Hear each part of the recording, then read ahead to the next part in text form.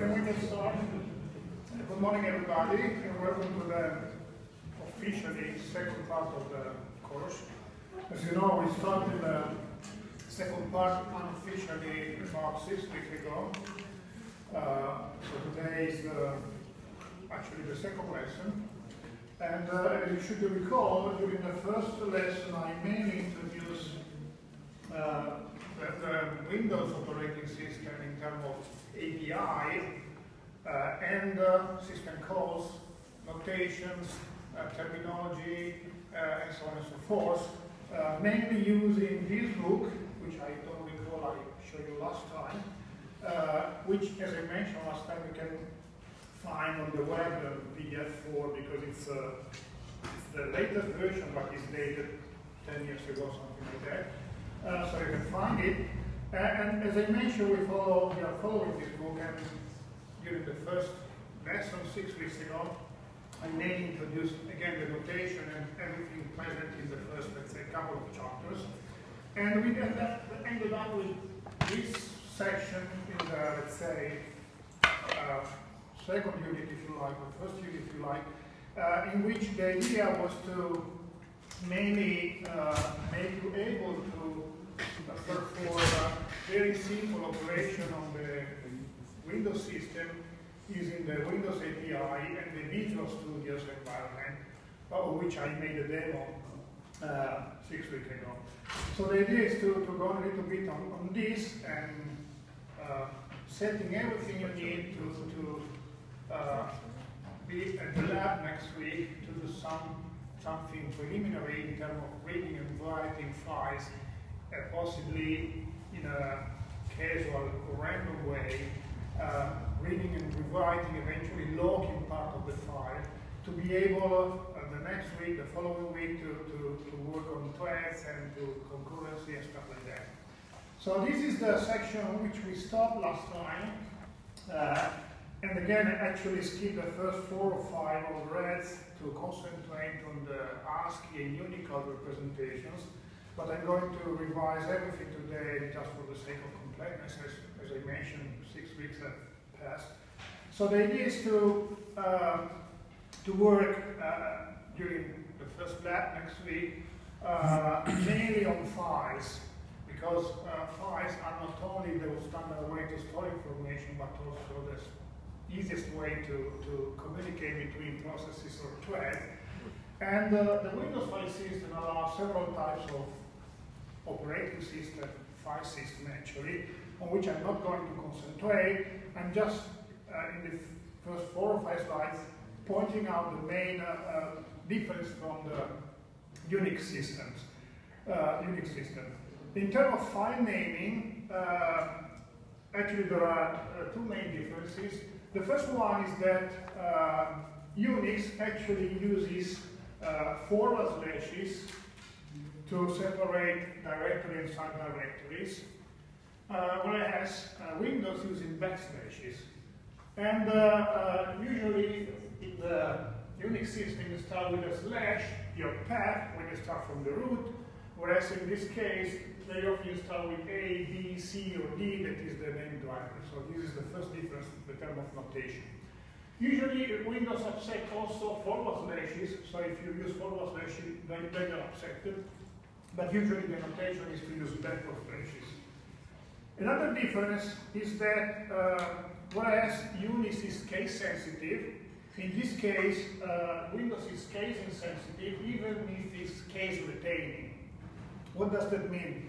It means that, and it happens very often if you try to access, if you are working on a let's say, virtual machine in which you have, I don't know, the Unix system, and then you have the Windows system on the other part, or vice versa, and you're trying to see something from one operating system and the other one.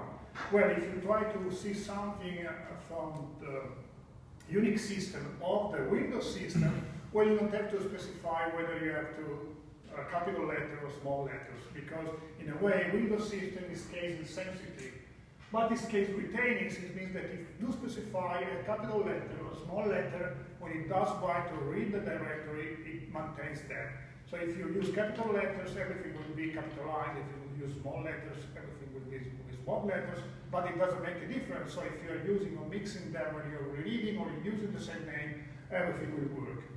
And this is another difference from the Unix system that, as you should know, is case sensitive. Then there are criteria on the length of the names, but that's not really important. In a way, it's common with the Unix system. Another difference or common part, if you like, is the period or double period names that do indicate in the Windows system, as in the Unix system, the local directory and the father directory, the parents, if you like. So you can use this notation too. But pay attention that in this case, that's the difference in the Windows system. Very often, extensions have a broader meaning. So whereas in the Unix system, extensions are just there for the user knowledge to know what is inside the file, very often Windows is using the extension to automatically open or launch a specific application. And moreover, very often Windows hide extensions. And that's very important in a way during the first labs, especially because many problems during the first lab just come from the fact that you're trying to read or write a file that doesn't exist or is not in the proper way, it's in the proper directory you are trying to refer to. So those are two large problems during the first lab. And as I mentioned, in Windows, you can actually switch from seeing or not seeing the extensions that just going into the file manager. This is an Italian version, but if you go into the file manager, if you go into this directory that is tool, and then you open the directory options, then you go into the visualize or section, then in there you can enable or disable the fact that extensions are present or not.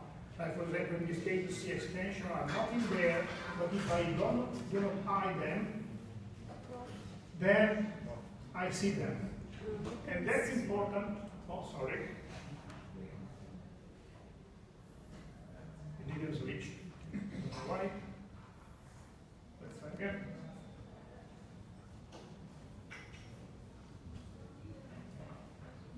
Okay, sorry.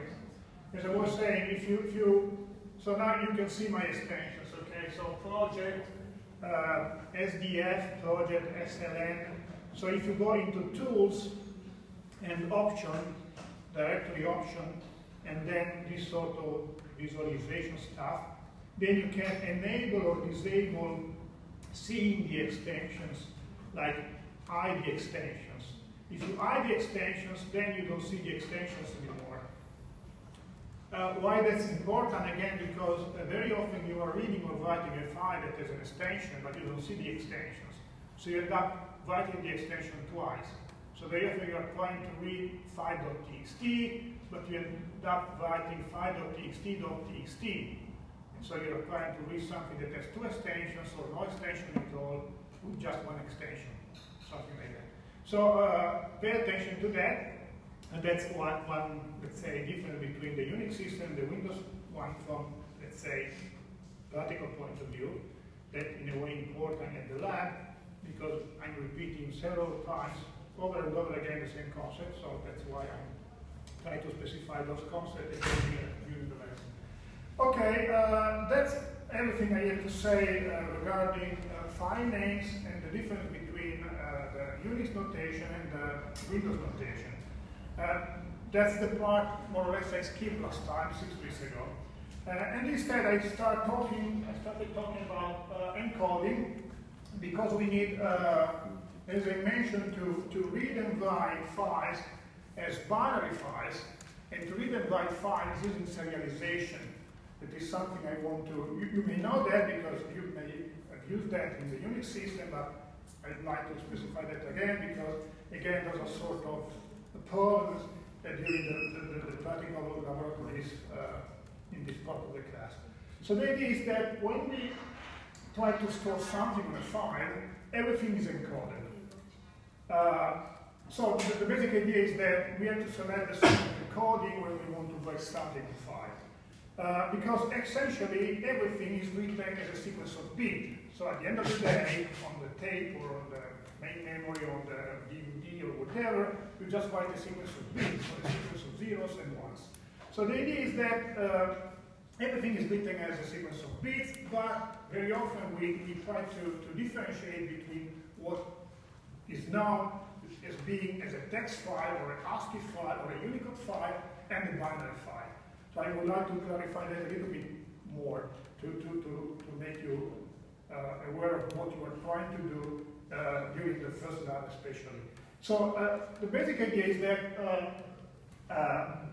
when 50 years ago they started to encode symbols, they used what it was called the American standard code or ASCII or ASCII code that was a sort of encoding on 7 bits. So they grab a certain number of symbols. This is a very small table for you, but you can Google it.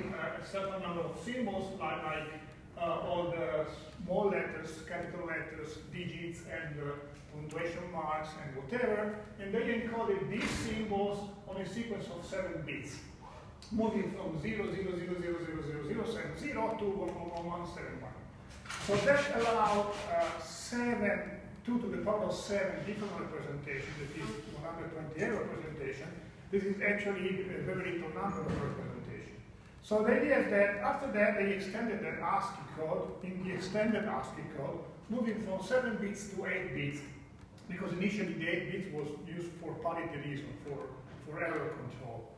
So with 8 bits, they moved from 128 symbols to 256 symbols, and from the previous table to this table, but again, 256 symbols are very, very little in terms of generality, and so different versions of the ASCII representation were born to represent the Latin alphabet, the Eastern European alphabet, the Cyrillic language, and so on and so forth. So we have different versions. We have different versions of the ASCII representation depending on the region, the usage, and the sort of symbols we want to represent. But even that, unfortunately, it was too little because obviously there are alphabet or symbols that were difficult to represent using this scheme, like Chinese symbols or whatever, that are many more than 26 and much more complex to represent. So the idea is that after several decades, a new sort of representation that was named Unicode was launched by industry and became a de facto standard, which implied that now the standard represents more than 256 symbols, and even C, even the C language, starting from, I think, C99, has been developed, allowing ASCII standard historic representation and the new Unicode representation. So the idea is that with Unicode, we are able to use up to 32 bits. And with 32 bits, we should be able to represent up to 4 million different symbols, which actually are reduced to about 1 million. Out of that, we are just using 110,000 or something like that. So we are able to use up to 32 bits, but we can use less than that. So actually, we have different sort of implementation of the Unicode standard, and we usually use the term UTF to indicate the different possible representation. And we have different possible schemes from UTF-1 to UTF-7 that are using from 1 to 7 bits that are obsolete. UTF-8, which is actually encoding everything on 8 bits, that is exactly the ASCII code. So if we are standing on 8 bits, Unicode and ASCII do coincide. Or we can use UTF-8 with more than 8 bits. So UTF-8 implies using 8, 16, 24, or 32 bits. We can also use UTF-16, which implies using 16 bits or 32 bits. Or we can just use UTF-32, which is just 32 bits. So we can have a bunch of possibilities. This one, we just have a fixed length. In this case, we have 2 possible different lengths. And in the previous case, we have 4 possible different lengths, from 8, 16, 24, 32 bits. Obviously, if we just use this sort of representation, we know from 10 that each character will be stored on 32 bits. Each symbol will be stored in 32 bits. So in a way, the encoding is simplified, whereas in the first case, we have to know not only that we are using UTF-8, but on many bytes each symbol is stored. But on the contrary, in this case, we are using the maximum possible quantity of memory to store a file or a set of symbols, whereas in the bit case, we can optimize using 8, 16, 34, or 32, depending on the situation. So in a way, we are using ATF-8 with 16 bits representation that allows 65,536 different symbols, which is enough in general cases. Obviously, we are using this, we have also to have a way to specify how the file is stored. So in a way, we have a file, how do we read it? Do we read it on a byte by byte representation, on a 16-bit by 16-bit representation, or what? So very often this is unknown, but theoretically there should be a field at the very beginning of the file that is called boom actually, which is written here, which specifies which sort of encoding we are using to store the file. So whether each symbol is stored on 8, 16, 24, or 32 bits. And this boom can be seen on specific editors. So if you open the file using specific editor, not all the editors show the boom character, but there are specific editors in which you see this character, which can actually be read and manipulated to understand which sort of encoding is used to store your information. And if the editor allows you, it can automatically read this byte and then convert everything it needs to convert in the proper representation for you to see in the editor, within the editor, the content of your file. Notice that this is not enough in any way, because another point in which I'm not entering into detail, if you like, is that there is a sort of Indianness when you write information. What do I mean with Indianness? It is supposed to have a sequence of, like this one, in which you have a hexadecimal representation of this number, which is 1, 2, 3, 4, 5, 6, 7, 8 different hexadecimal digits from 0 to F. So in a way, when you store this number onto your hard disk, there are two possibilities. Either you start storing the first byte, each hexadecimal digit is stored in 4 bits, so 2 of them are on 8 bits. Either you start storing the most significant byte first, or you start storing the least significant byte first. So this implies that this number can be stored this way. This is the lowest memory cell, this is the highest memory cell, and vice versa. This is the lowest, and this is the highest. And in this case, you're using big Indian encoding. In this case, you're using little Indian encoding. So the way, even if everything is specified in terms of Unicode, and eventually the sort of implementation is specified by the boom code, then nothing is known in terms of Indianness, which is used by your system to store your file. But this is not important in a way, because we are reading and we rely on the fact that primitive system calls know what to read and how to read the file, independently of whether it has been written as using the big Indian or little Indian encoding. Okay? So this just to clarify that why last time when I talked about characters, we are not longer using character with small letters, but we are using either character with small letter or white character with small letter, and we usually use the term character with capitalized letters, which implies that this sort of representation is automatically mapped on the 8-bit or 16-bit representation. And the same stands for strings. If we are using strings without any letter before, those are encoded on 8 bits. If we are using string with T, they are encoded on 16 bits. With L, they are either encoded on 8 bits and 16 bits, depending on the encoding system. And that's important because at the very beginning, many of you would have just problem in visualizing something. If you are just reading something like a file name, and then you are trying to read from that file name, you will realize that the file name does not coincide with what you are in your mind, because we are, in a way, messing sort of representation, reading the file as an 8-bit representation, and using it as 16 bits or vice versa. So you have to pay attention to that, and you have to know what is going on. And as I mentioned last time, even your files can be stored using a 16-bit or 8-bit representation. If you go into the Word pad or, like I showed you last time, Notepad, when you write your file, you can decide whether you want to store it as 8-bit encoding or 6-bit encoding.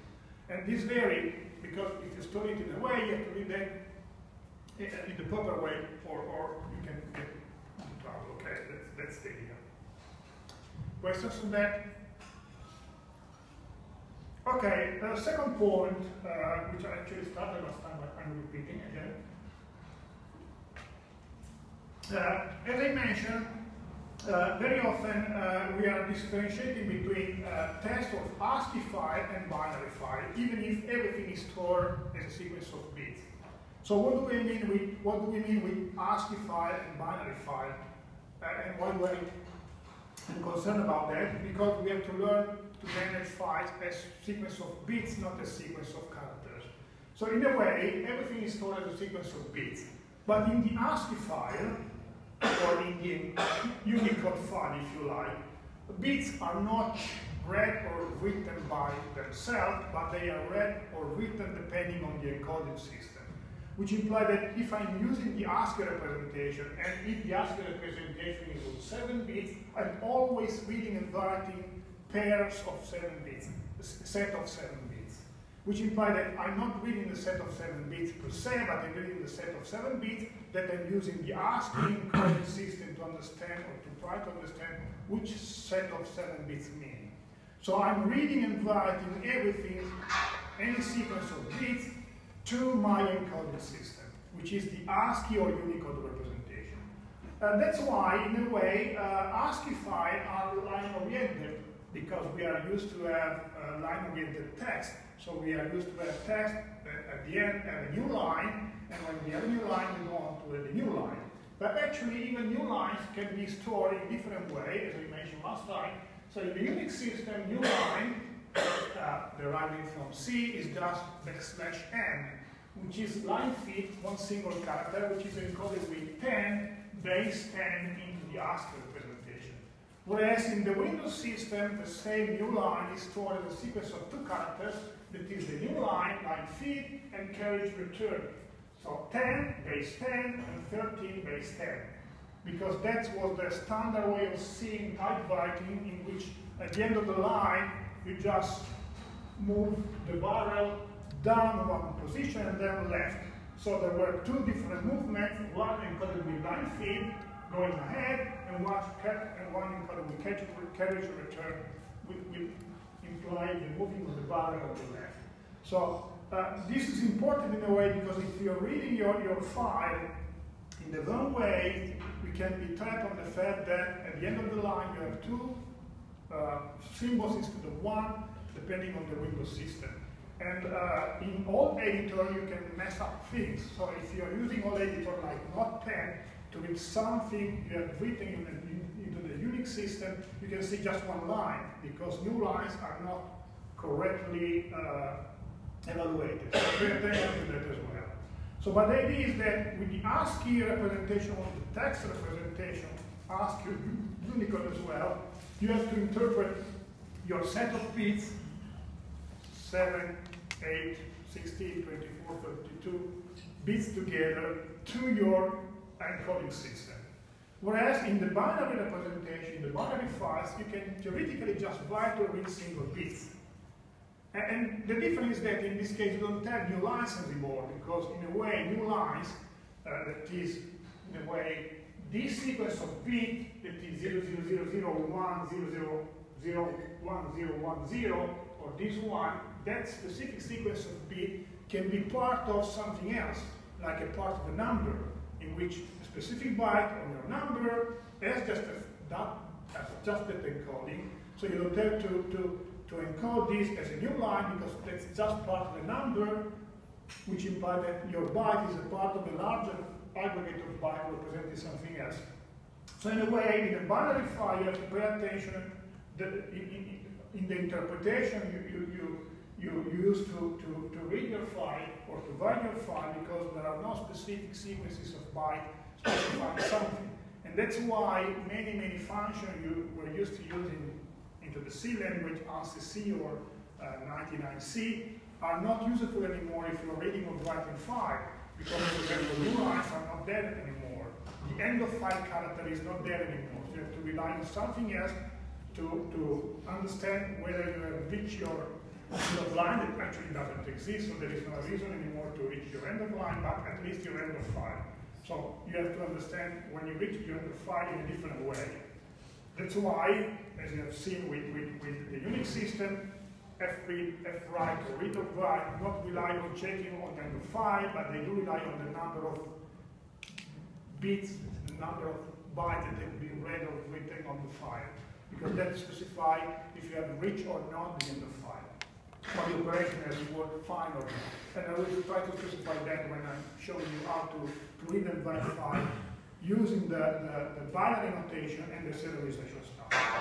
So again, the idea is that in binary files, again, like in the ASCII or Unicode file, you have a sequence of bits, but you can, in a way, consider each bit by itself when you read or write it, even if you don't usually read or write just a single byte for efficiency reasons, essentially.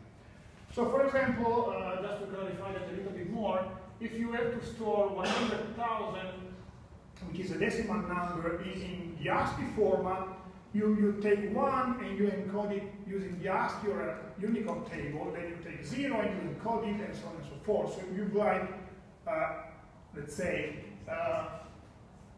6 bytes, or if you like, 6 times the number of bytes used for each character in the Unicode representation within your file. So if you are using Unicode 32, you will use 4 bytes for each symbol.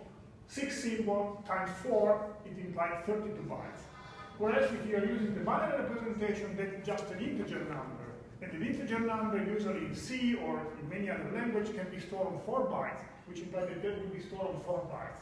Using a notation which depends on the sort of integer representation you have in your computer, which usually an unsigned or signed representation on a specific number of bits. Which implies that in this case, in the binary file, you will have 4 bytes, whereas in the other case, you will have 6 bytes using the ASCII notation, or 6 times 4, 24 in the Unicode 32, you get 32 notation.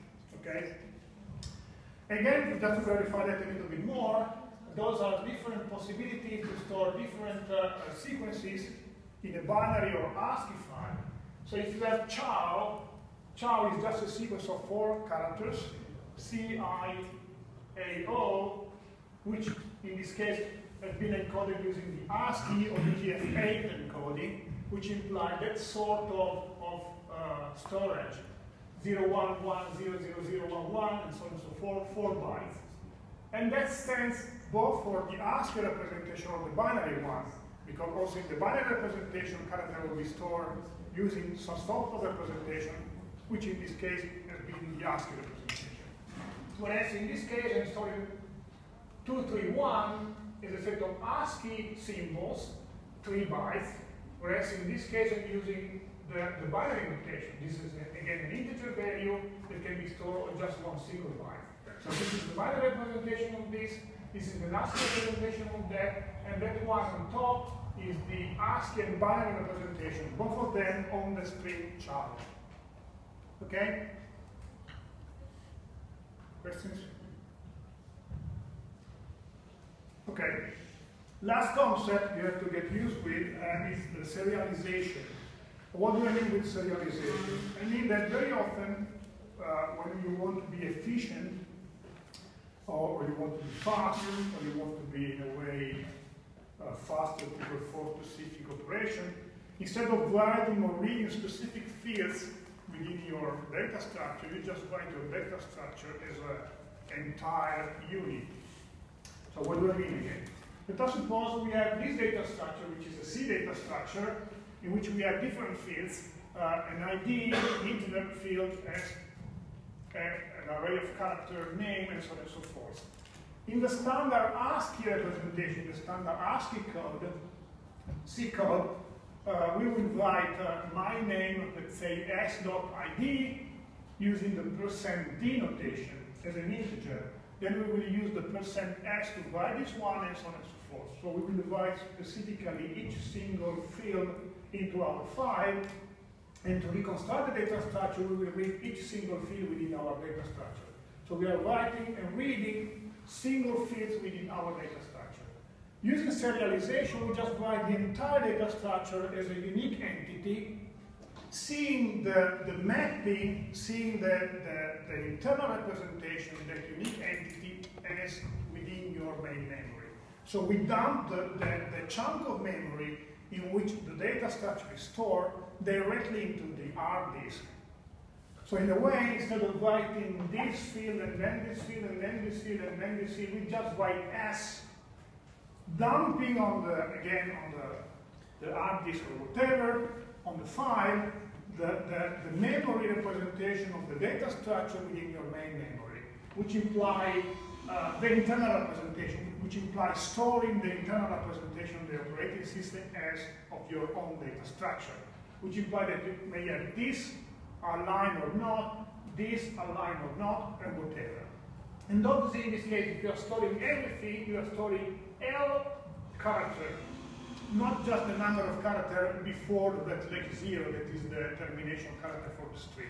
So the way you are storing that you are dumping the memory as it is in your main memory, which implies that this field will always occupy L characters, L bytes or L multiple set of bytes, and independently of what you store within the main field. So that's the serialization, because and in a way, obviously when you want to serialize, you don't have to see the field, you don't have to access the field, you just store everything, but then you have to, when you recover, when you reread, you have to read in exactly the same data structure you used to write.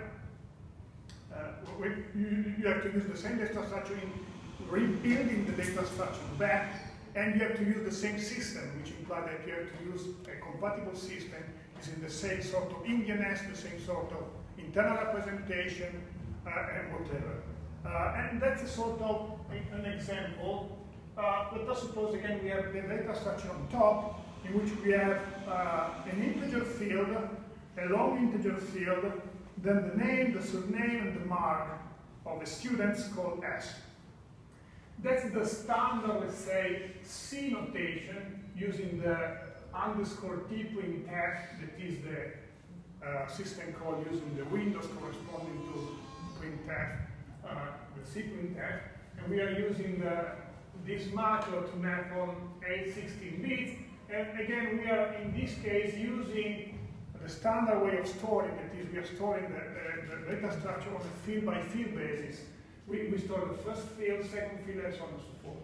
Whereas in this case, and that's the case, the notation we have to get used with, we are just, I will explain that later, use write file, as I showed you during the demo last time, in which we actually write the entire data structure. S is the entire data structure. We press the pointer, we press the entire size of the data structure, and we store it as an entire unique data structure, which implies that again we dump this notation within the main memory into the hard disk, into the file, as it is, which implies that when we want to read it back using read file, we have to rely on the fact that we are using the same data structure, fields of the same type, in the same position, mapped in the same schema within your memory, and using the same or a compatible operation system, which imply with the same alignment of bytes, multiple of bytes, and whatever.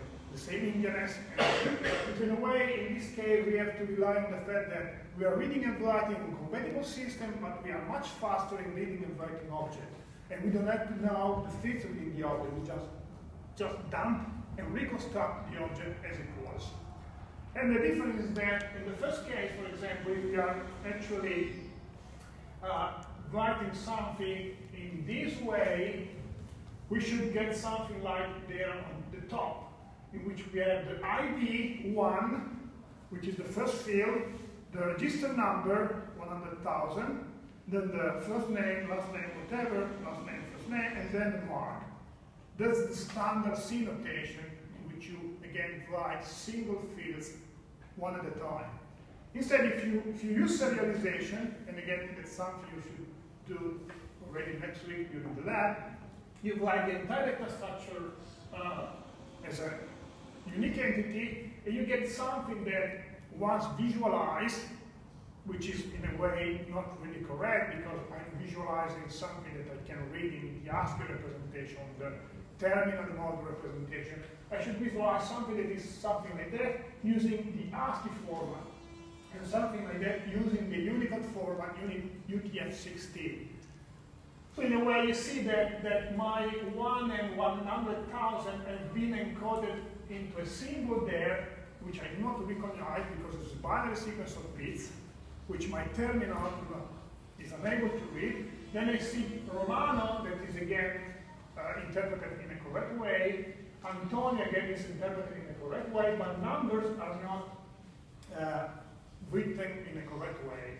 Moreover, you see a lot of I there, many of them, and that's because, again, as I mentioned, I have L, which is my name and my surname length. If I'm writing %s, I'm just writing the character before the termination character.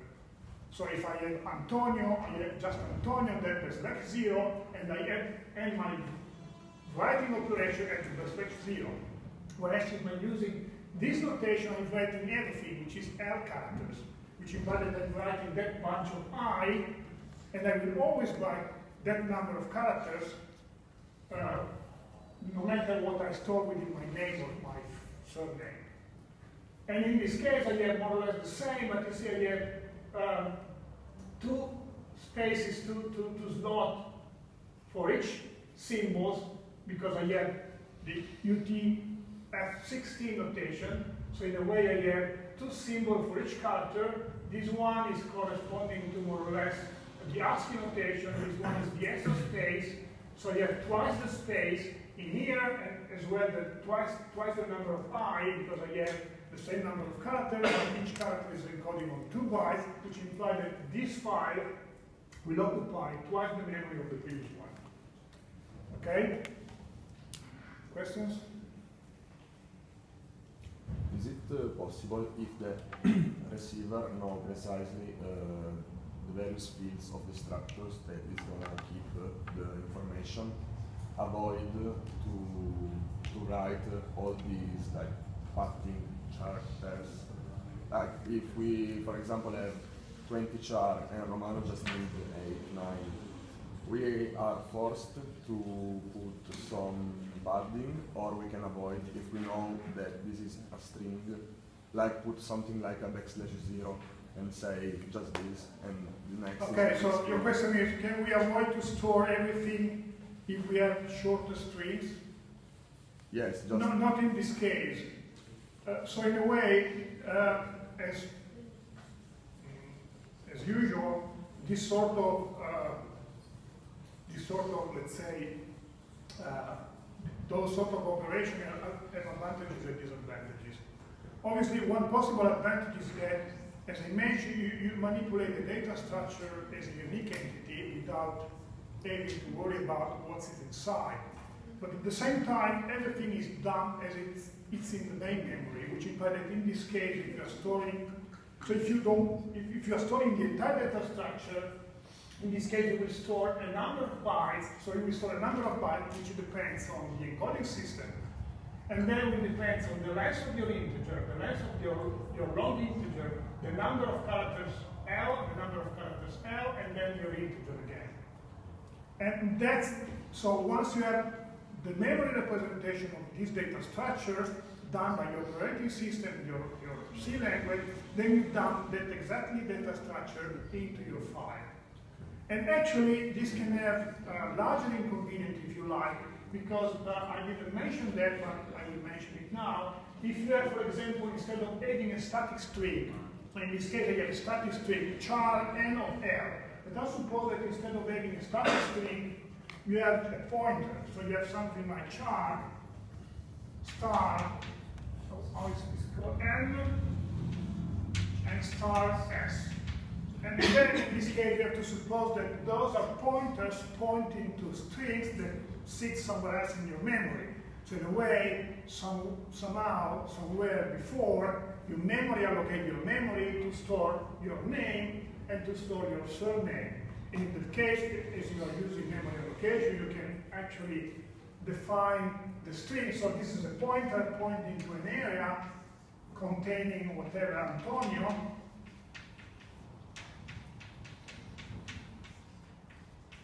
And in that case, as you are memory allocated, dynamically memory allocated this chunk of memory, you can dynamically allocate the exact number of bytes you need.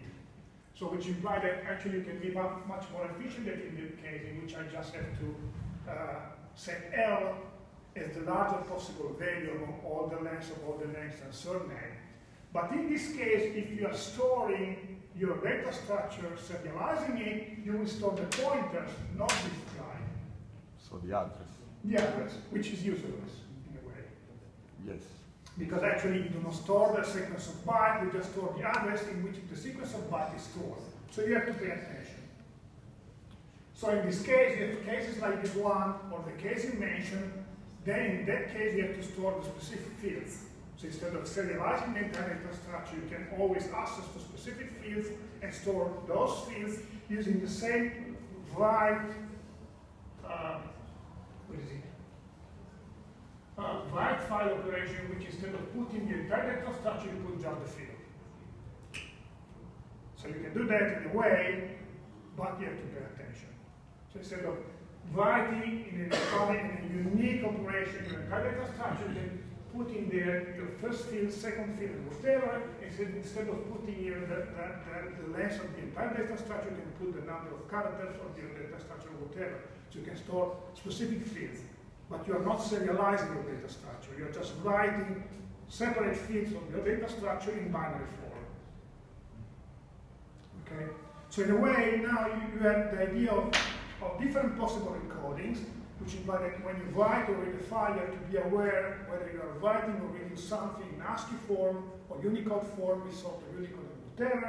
You can read and write binary file and ASCII file. Again, you have to be aware of what you're reading and writing.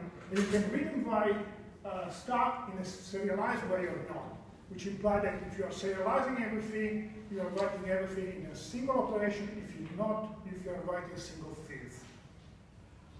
One more observation on that. Notice that the advantage of doing that, which implies in a way having this sort of representation instead of that one, is that usually it enables you to randomly access your file. What do I mean? Let us suppose that I have a file with 1 billion students.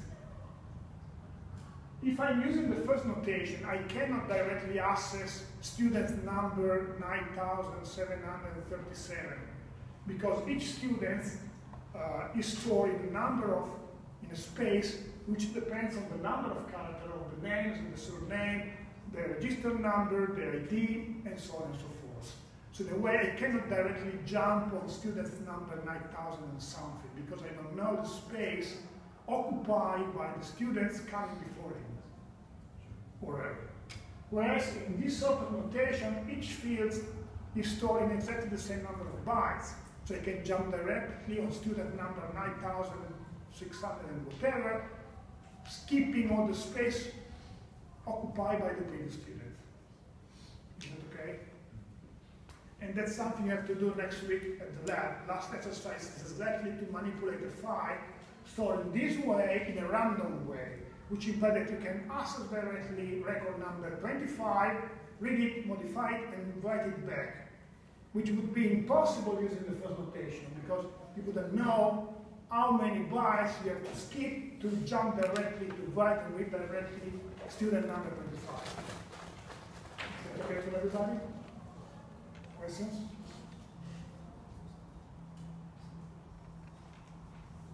Okay. Next section. Okay, we mainly have, let's say,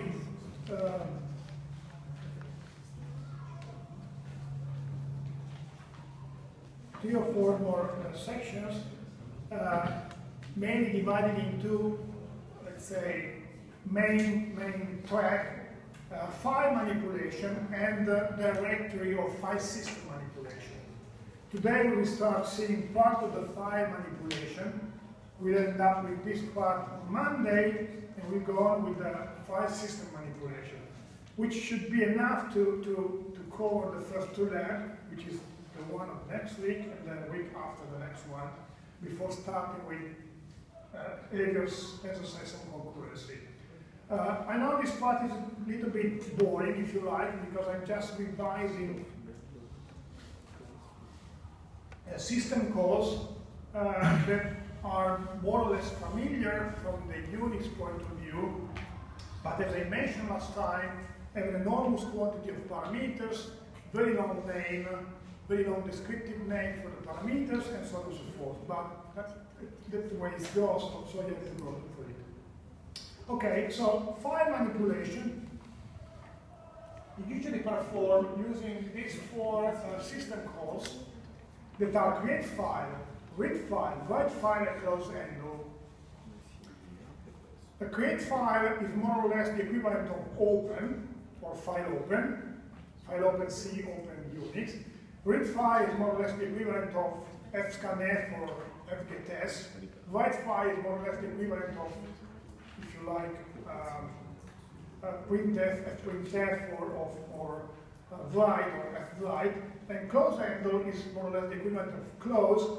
And you should remind that I mentioned last time, again 6 weeks ago, that many objects are manipulated using endals in the Windows system. So again, files are manipulated using endals, so I'm using close endo to close the endo, which implies I close the file.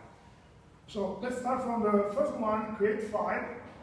I'm moving a little bit faster on this part because it's just a question of understanding more or less the very long sequence of parameters and writing them in the correct way, with the correct notation during the actual implementation, but there is not much to really understand. It's just a question of mocking what is on the overheads or Google the system code to understand what's the meaning of each parameter.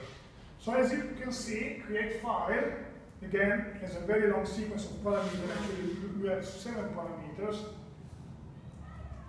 Even if many of those parameters can actually be substituted by null. So in our case, many of those will always be equal to null because we don't want to use that specific advanced feature or whatever of the command. In a way, create file, as you can see, should return the handle of the file, and then you should use this handle to read and write the file, but it also returns an error in case of a failure.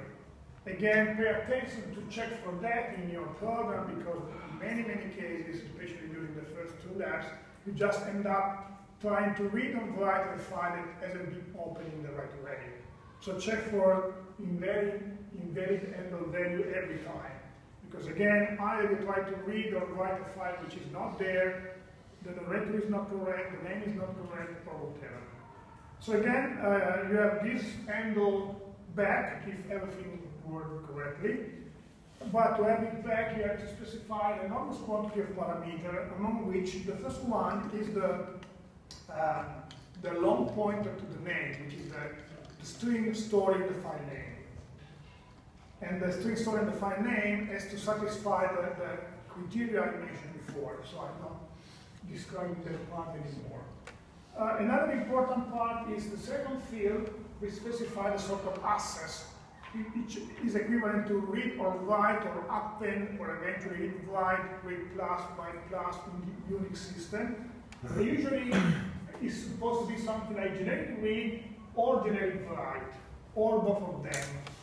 In the sense that if you want just to read the file, you put generic read. If you want just to write the file, you put generic write. If you want to read and write the file, or if you have more thread reading or writing the same file, you have to open the file like generic read or generic write, which implies that you can read and write the file at the same time. Then you have the share mode, which is again is important because if you put 0, you can just have one single handle manipulating the file. If you put those two, eventually NOR as before, you can have more processes or more threads manipulating the file. Actually, that's important. We'll be back to that. When I ended up with this part, and then probably when I'm talking about reading and writing the file. The security attributes is something that concerns security, but for us, for this class, will almost always be equal to null. So in the LPSA long pointer to security attributes field, we will always or almost always put null, which is a null pointer. DW create, again, is pretty important because depending on that field, you are able or not to open an existing file, to rewrite, overwrite an existing file, open or append to something to an existing file, so on and so forth. And this one is important as well because it's the set of attributes, security attributes, access attributes you deliver to your file. Very often we just use file attribute normal, which is the standard case, but you can open or write in your file. Setting is a read only, writing only, and whatever. And then there is the last field, which will always be equal to null for us, which can be the handle of another file for which you want to copy the access criteria. So in a way, instead of specifying that, you can just put the handle as the last field of another file, and you will copy all characteristics of this file in creating, opening the new file. Okay, just two comments. Okay, first of all, we saw an example of create file last time. Just to remind you that if I go on my project, project number 1, and I open it, just, okay. Sorry, I have to explicitly kill it. Otherwise it doesn't go down. So if I open the project, I mentioned last time, we saw a usage of create file last time. So that was my create file. That was my create file for the input file, in which you see I use RD of 1 as the name of the file, and this was in that case, you should remind that I was just reading the file and copying it into an equivalent file. I was just copying the file. So the input file was just for reading, so I used generic read. File share read was not necessary in this case, but I used it. Open existing, which implied that the file was already made there. Attribute normal and null. And that was for reading. And then I had another case here for writing. In this case, I used generic write, 0, null, create always, blah, blah, blah. So you can start from there to cut and paste these pieces of code within your code if you have to start with something you want to build from scratch. Okay?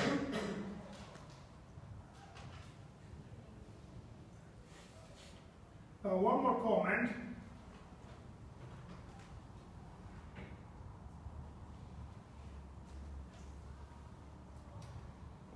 Okay. Two comments actually. The first one, there is an open file, don't use it, but that's not important. The comment I mentioned is the second one. Notice that, in a way, flags are associated with the handle. And more specifically, we'll talk about that again later, but within the handle, you have the file pointer, which specifies the position which you are writing or reading within your file, which implies that that's important in terms of concurrency. So if you just have one thread or one process, you can just have one handle. But what about having more threads? Do they have to use the same handle? Do they have to use different handles? Why do they have to use different handles to manipulate the same file or whatever? So that's an issue, and that's one of the points many of your predecessors made mistakes even at the examination time. What do I mean? Okay, a couple of examples. Let's suppose we have a file.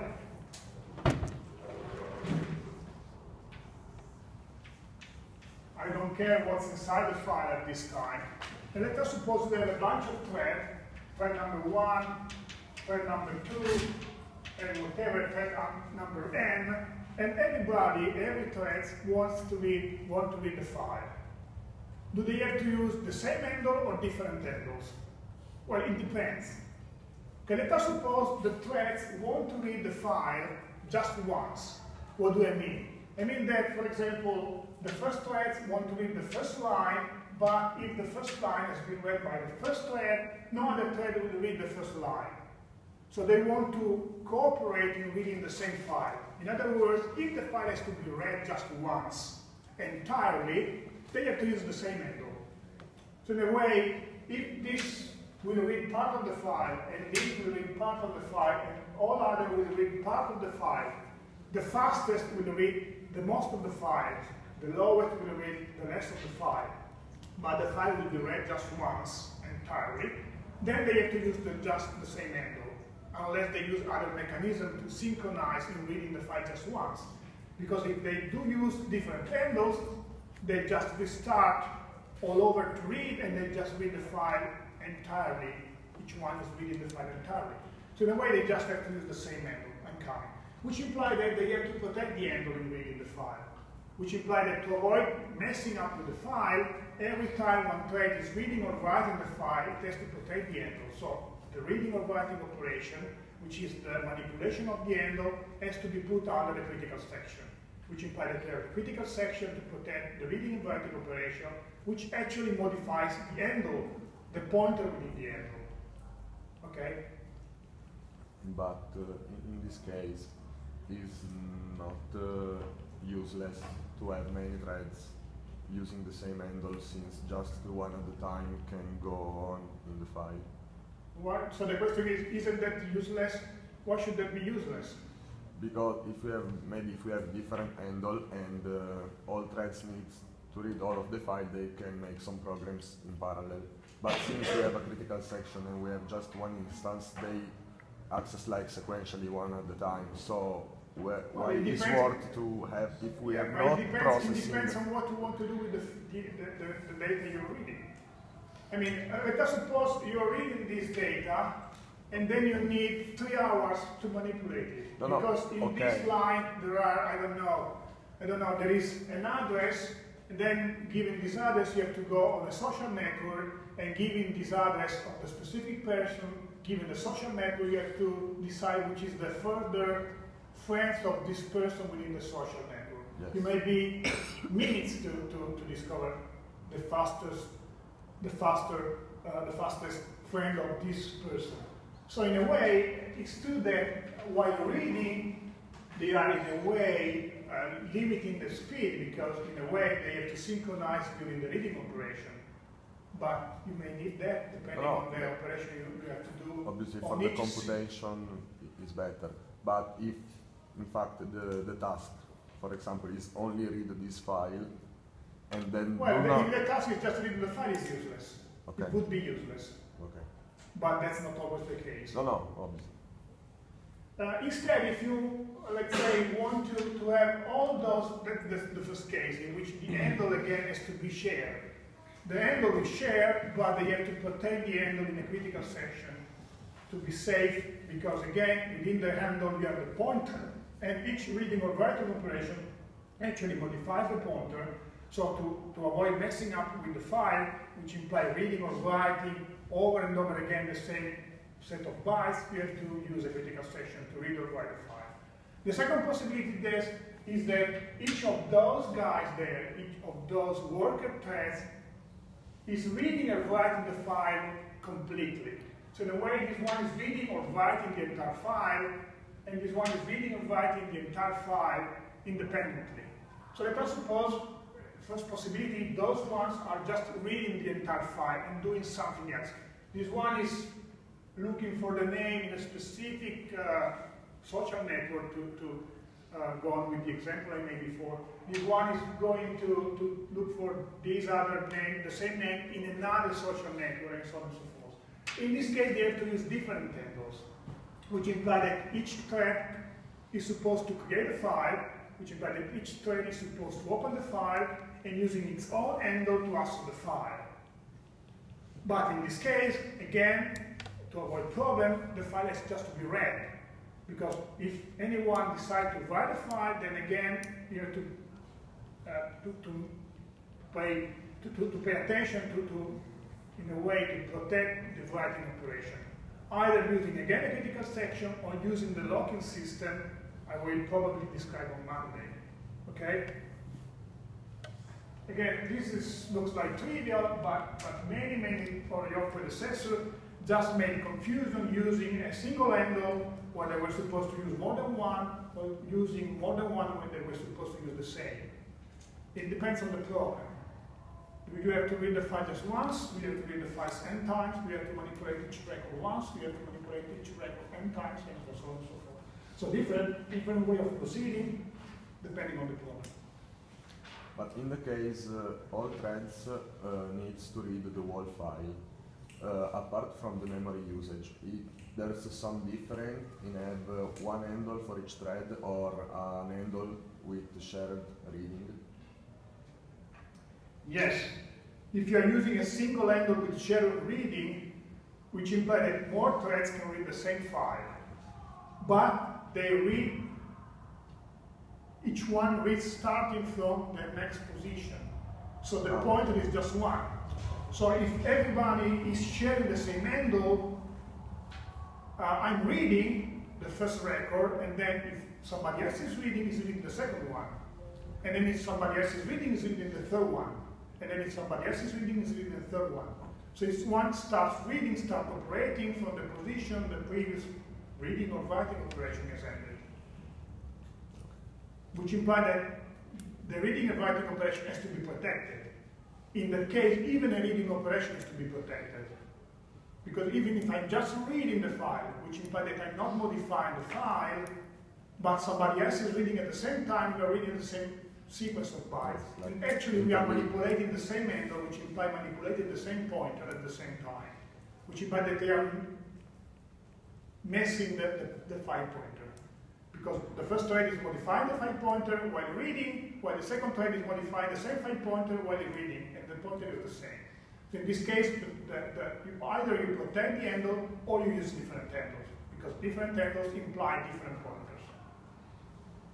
So you have to understand what you are doing, because, I mean, again, it's not a rocket science, but it's important, because small difference may make big mistakes. Okay? So either you have a unique handle, eventually a global one, or you pass the same handle within the data structure, you pass the whole thread, or you just pass the file name and you open the file, you create the file within the thread.